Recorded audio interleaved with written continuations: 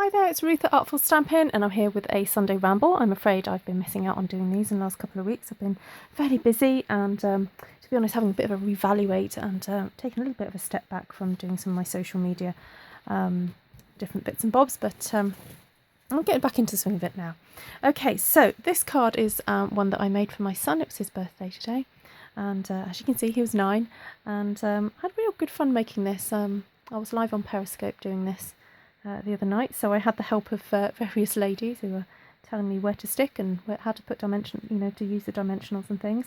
So obviously this is mimicking a very famous toy brand that my son likes to play with, and I used a retired square punch and a retired circle punch to get these circles, and then just inked around the edges with a little bit of a brown ink pad, probably something like crumb cake or thereabouts, and stuck them down with dimensionals, and then did those ones, and then just added the number and the letters. These new letters are from the, oh no, do forgive me, I've forgotten the name of it.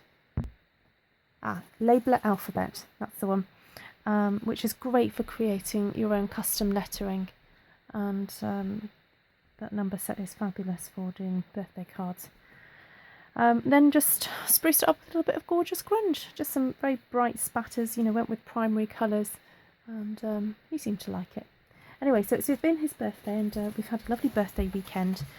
Friday evening he had some friends round from school, and then we went out on Saturday for a bit of a day out, and had great fun. Thankfully the weather stayed okay. Right, so as I'm chattering to you, I'd like to just have a little play with a new stamp set that I've got, and just an idea. This is Blooms and Wishes, and I wanted to play with the idea of just having a colourful background and then stamping maybe black or dark brown or dark blue on top of a colourful background. So that's what I'm going to do and see how it turns out. Now, with these videos, my ramble videos, they really are what they're described to be. They are rambles, so they're not they're not kind of finished videos by any stretch of a mile. They are literally just me having a chat on camera and seeing what happens with the creative process. So here is the little kind of bubbly pattern from Playful Backgrounds, which is a new stamp set in the current catalogue, and I'm using So Saffron, and just done a few little yellow splatters across there, and I think I might add a few more elements. I've got Work of Art here, which is really great for creating backgrounds. Now, Work of Art is one of those stamp sets that if you take all the wooden blocks out and forget how the configuration of how to put them back, they can be a bit of a pain. So my little tip is that before you unpack your blocks, you actually get a Sharpie and you mark on the back of your stamp set where they go. It makes it much easier to kind of find their places if you ever take them all apart. Right, so I'm just going to grab a bit of mint macaron here. In a way, I'm creating a little bit of a kind of bokeh technique background, where it looks like out of focus lights in the back. So I'm stamping off to create a soft focus effect background. There we go. I think I might just bring a little bit of Marina Mist in here as well, but I think Marina Mist is going to be a little bit too dark for the effect that I'm trying to create, so I'm going to stamp off before stamping the Marina Mist on. It looks like I've got a few little fibres on this ink pad. I'm going to try and aim for where I can't see any. I think I must have been cutting some fibrous ribbon near this stamp set and got some fibres on there, which does happen sometimes. There we go.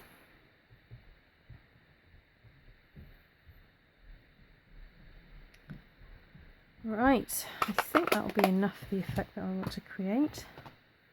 I might go in there later with some more colour, I'll see how it goes. I think I'm going to grab Night of Navy to be my really dark, almost like a silhouette effect I want to create with these flowers here. So I'm going to use this lovely little daisy, mount that up. So these are photopolymer stamps, which is great because it means you can see through them, and you can do a bit of two-step stamping with these. You can mix and match colours on top of each other, so that's quite handy. So, and because it's a kind of watercolory effect, you're going to be able to see through some of the imagery, which is quite fun. So I'm just going to go for it and see what happens. Oh, quite like that. It's quite bold, isn't it? So in Welshpool today, it's been a little bit overcast. We've had the Bob Jones Memorial Air Show here in Welshpool, and it's on at the same time. Usually, now I could be wrong about this, but usually it's on at the same time as the Cosford Air Show. So we get some fantastic aeroplanes flying over. Sadly, it was a bit wet this afternoon, so I do hope that those who went down to the showground didn't get too wet. Okay, so this is another image that I'm just having a play with, and I'm not doing any stamping off because I really want the boldness of the image to show through here. Okay, and I'll just add a few leaves. Do this one here.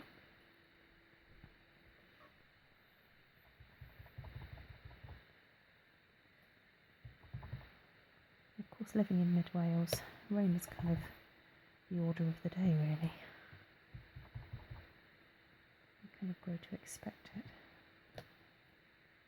Oh, I missed out. Now the thing about photopolymer, sometimes if you don't press it evenly, you can end up missing out on a patch. But if you're really brave and you think you can reline it up, sometimes you can have a second chance and just reline it up there, which is not too bad. Okay, so I'm getting to the point where I'm feeling that the stalk is a little bit long on there, so I'm going to just ink up part of the leaf rather than the whole of the leaf, because I really like getting the leaves tucked in next to the flower. So do experiment with that when you're stamping, because sometimes, you know, the stamps are all beautiful, but sometimes might not be quite what you need them to be. So it's worth experimenting and seeing if you can get it just right. Actually, it's happened again. I want a shorter stalk, so I'm just stamping off some of that colour, and I just want that little stalk tucked into there. I remember when I was younger and learning how to do flower arranging, a lady at my church said, you know, you've got to get the flowers to do what you want them to do, get them to be where you want them to be. So it's a bit like stamping, you know, that's a great thing. You have, you know, a super duper amount of control as to where you can place them. So obviously it takes a bit of experimentation to get confident with your placement, but you know, the more that you look at designs and, you know, look at what works about them and question what works, you get a bit of a feel for, you know, where something needs a little bit more doing on it, and perhaps gaps need filling in. Right, so I'd like to just use something very airy and fluttery. Now, just want something like, it's almost like a dandelion image here. I'm just going to pop a couple of those in. I don't want to overdo it.